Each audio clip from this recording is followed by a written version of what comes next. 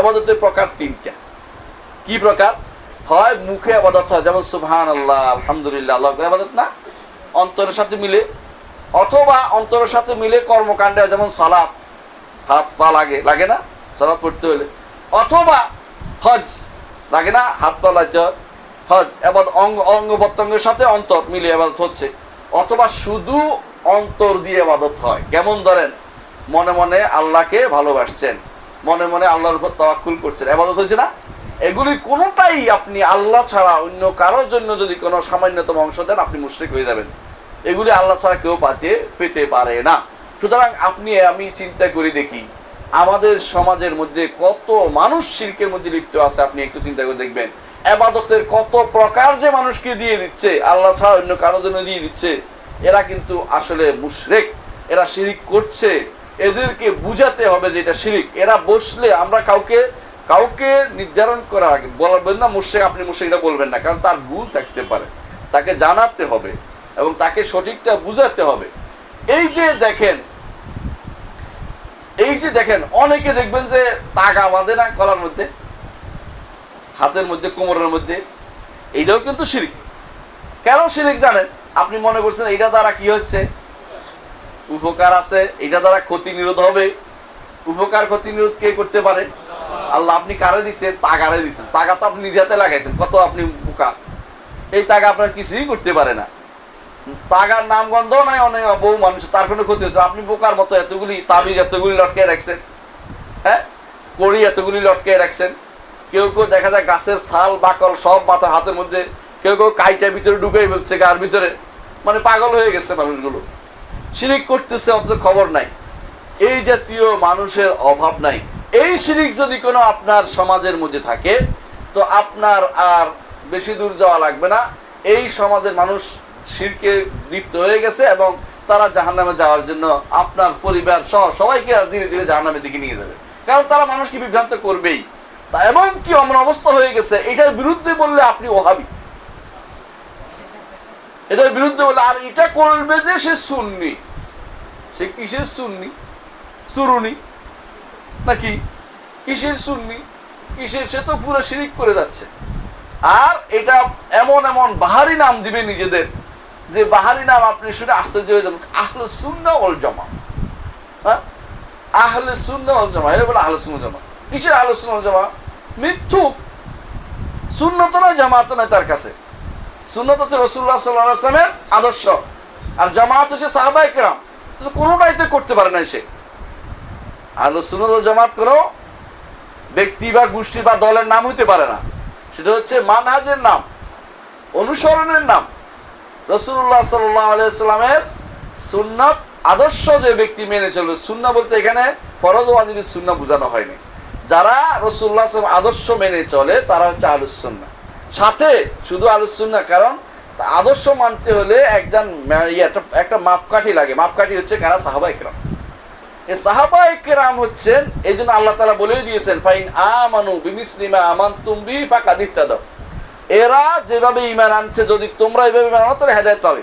এরা কারা? সাহাবায়ে কেরাম। এই জন্য আহলুস সুন্নাহর সাথে ওয়াল জামাআহ শব্দটা যুক্ত হয়, যে জামাত তো জামাত বা দল নয়, জামা হচ্ছে সাহাবায়ে কেরাম। এইটা হচ্ছে বিশুদ্ধতম মত, কারণ তারাই ঐক্যবদ্ধ ছিল। এর ফলে মানুষ বিভক্ত হয়েছে, জামাত থাকে না। আর সাহাবায়ে কেরাম ঐক্যবদ্ধ ছিলেন।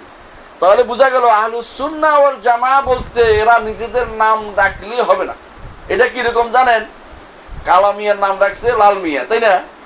এরকম নাম রাখলেই লাল মিয়া হয়ে যাবে না, বরং তার বৈশিষ্ট্য কি আছে দেখে শিরিক মুক্ত যদি থাকতে পারে সত্যিকার, তারা হচ্ছে আহলুস সুন্নাহ ওয়াল জামাআহ। বেদাত মুক্ত থাকলে তারা হবে আহলুস সুন্নাহ ওয়াল জামাআহ। এর বাইরে আহলুস সুন্নাত হতে তারা আহলুস সুন্নাতে অন্তর্ভুক্ত হতে পারবে না। এরা যতই নিজেদের নাম আহলুস সুন্নাত রাখুক না কেন। শিরিক করলে কি ক্ষতি, এটা আমি কয়েকটা উল্লেখ করে শেষ করব। 1 নম্বর ক্ষতি হচ্ছে শিরিক করলে সে কাফের। সে কি? কাফের। দ্বিতীয় হচ্ছে আল্লাহ তাআলা তার উপর জাহান্নাম অবধারিত করে দিয়েছেন, জান্নাত হারাম করে দিয়েছেন। আল্লাহ বলে দিয়েছেন, আমরা আয়াত পড়েছি একটু আগে। 3 নম্বর হচ্ছে আল্লাহ তাআলা তাকে ক্ষমা করবেন না ঘোষণা করেছেন, যদি না সে তওবা করে। 4 নম্বর হচ্ছে তার পূর্ববর্তী সমস্ত আমল বিনষ্ট হয়ে যাবে। সমস্ত আমল নষ্ট হয়ে যাবে। 5 নম্বর হচ্ছে দুনিয়ার বুকে সে রাষ্ট্র ক্ষমতা দ্বারা, ব্যক্তিগত ভাবে না, আপনি আবার কারো আক্রমণ করে বসেন না, রাষ্ট্র ক্ষমতা দ্বারা যদি ইসলামী রাষ্ট্র থাকে, ক্ষমতা থাকে, তার মৃত্যুদণ্ড কার্যকর করা ওয়াজিব হয়ে যায়, কারণ সে মুরতাদ হয়ে গেছে। এই জন্য ফিকহ কিতাবের মধ্যে কিতাবুল মুরতাদ, বাবুল মুরতাদ আলাদা আলাদা চ্যাপ্টার দেওয়া হয়েছে। কেন? কারণ ওইখানে লেখা আছে এই কথা বললে মুরতাদ হবে, আর মুরতাদের শাস্তি কি? মৃত্যুদণ্ড। এবারে সবাই একমত, উম্মতে মুসলিমা সবাই একমত। কারণ রাসূলুল্লাহ সাল্লাল্লাহু আলাইহি ওয়াসাল্লাম বলেছেন, মান বাদদালা দীনাহু ফাকতুলুহু, যদি কার দিন পরিবর্তন করে তাকে হত্যা করো। কি কি কারণে দিন পরিবর্তন হয় ফিকহ কিতাবে এগুলো বিস্তারিত উল্লেখ আছে। তারা এখানে ফিকহতে আসার কথা ছিল না, আনছে কেন? আনছে এই জন্য গুরুত্ব উপলব্ধি করার জন্য, গুরুত্ব দেওয়ার জন্য তারা ফিকহ কিতাবের ভিতরে ওটা নিয়ে আসছে। যদি আকীদার জিনিস, কিন্তু ফিকহ কিতাবে নিয়ে আসছে যে ব্যক্তি শিরিক করবে তার উপরে আল্লাহর বিধান হচ্ছে মৃত্যুদণ্ড কার্যকর করতে হবে যদি না সে তওবা করে ফিরে আসে, আর তার বিরুদ্ধে জিহাদ করতে হবে। এই জন্য আবু বকর রাদিয়াল্লাহু আনহু জিহাদ করেছেন কিনা? করেছেন। আবু বকর জিহাদ করেছেন। এই বলে মান আইনে যাকাত, শুধু যাকাত দেয় না, তাতে জিহাদ করেছেন। অন্য কথা দূরে থাক, কেউ কেউ আছে মুরতাদ, তাদের বিরুদ্ধে তিনি জিহাদ করেছেন। তাহলে বোঝা গেল যে শিরিক ভয়াবহ জিনিস, সবচেয়ে বড় ভয়াবহ জিনিস শিরিক। শিরিক যেন না হয় আমাদের এই ব্যাপারে সাবধান থাকতে হবে। ছোট শিরিক, বড় শিরিক, 200 শিরিক আছে, উভয় শিরিকই ভয়াবহ, কোনো শিরিকই কম নাই। ছোট শিরিক আজকে করলে কালকে এটা বড় শিরিকে পরিণত হয়ে যাবে ধীরে ধীরে। এজন্য ছোট বড় উভয় শিরিক থেকে বেঁচে থেকে দ্বীনের উপরে অটল থাকা হচ্ছে ইসলামের দাবি, না হলে আপনি ঈমানের উপর থাকতে পারবেন না। ইনশাআল্লাহ আমরা আজকে এটুকুই আলোচনা সমাপ্ত রাখবো। ইনশাআল্লাহ আগামী দার্সে আমরা ইনশাআল্লাহ দ্বিতীয় যে কারণে ঈমান বিনষ্ট হয় সেগুলো আলোচনা করব। আল্লাহ আমাদেরকে বুঝার তৌফিক দান করুন। আসসালামু আলাইকুম ওয়া রাহমাতুল্লাহি ওয়া বারাকাতুহু। বলেন প্রশ্ন। জি জি জি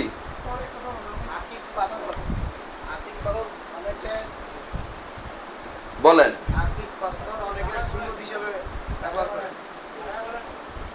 হ্যাঁ জি,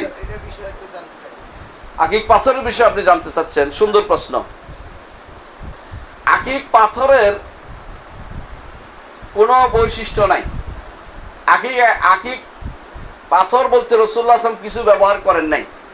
যারা বলেছে তারা মিথ্যাচার করছে। রাসূলুল্লাহ সাল্লাল্লাহু আলাইহি ওয়াসাল্লাম কোনো আকিক পাথর ব্যবহার করেন নাই, কোনো নীলা পাথর ব্যবহার করেন নাই, রাসূলুল্লাহ সাল্লাল্লাহু আলাইহি ওয়াসাল্লাম কোনো পাথরে ব্যবহার করেন নাই। তিনি তার একটা আংটি ছিল, আংটিটার মধ্যে লেখা ছিল, লেখা থাকলে পাথর থাকতে পারে না। আপনি বুঝেন তো, যে জায়গায় লেখা থাকলে পাথর থাকতে পারে না। এটা রৌপ্যের আংটি ছিল, ওইটার মধ্যে লেখা ছিল মুহাম্মাদুর রাসূলুল্লাহ। ওইটা দিয়ে তিনি মোহর দিতেন, ওইটা দিয়ে তিনি কি করতেন? সিল মারতেন। এবং এই সিল বিভিন্ন পত্রের মধ্যে আছে, অনেকের ছবিও আছে, অনেক আছে। এর অর্থ হচ্ছে তার আংটির মধ্যে কোনো পাথর ছিল না। পাথর থাকলে এটা থাকতো না। সেই হিসাবে এখন আপনি কি পাথর ব্যবহার করতে পারবেন কিনা? যদি আপনি সৌন্দর্যের জন্য করেন, আপনার মন চাইলো, এটা শরীয়ত হারাম করে না। সৌন্দর্য দুনিয়ার কত কিছু মানুষ সৌন্দর্যের জন্য লাগায়।